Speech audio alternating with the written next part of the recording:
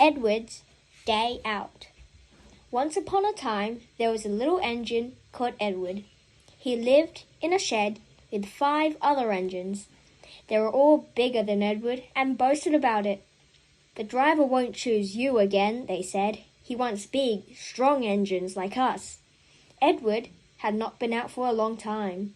He began to feel sad. Just then, the driver and fireman came along to start work. The driver looked at Edward. "Why are you sad?" he asked. "Would you like to come out today?" "Yes, please," said Edward. So the fireman lit the fire and made a nice lot of steam. Then the driver pulled the lever and Edward puffed away. "Peep, peep," he whistled. "Look at me now." The others were very cross at being left behind. Away Edward went to get some coaches. "Be careful, Edward," said the coaches. "Don't bump and bang us like the other engines do."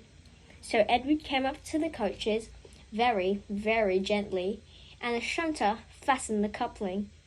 "Thank you, Edward," said the coaches. "That was kind. We are glad you are taking us today." Then they went to the station where the people were waiting. "Peep, peep," whistled Edward.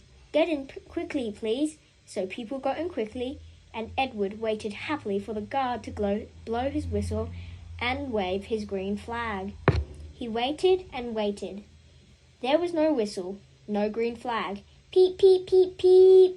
Where's that guard?" Edward was getting anxious. The driver and fireman asked the station master, "Have you seen the guard?" "No," he said. They asked the porter, "Have you seen the guard?" "Yes, last night," said the porter. Edward began to get cross. "Are we ever going to start?" he said. Just then a little boy shouted, "Here he comes!" And there the guard was, running down the hill with his flags in one hand and a sandwich in the other. He ran onto the platform, blew his whistle, and jumped into his van. Edward puffed off. He did have a happy day. All the children ran to wave as he went past, and he met old friends at all the stations.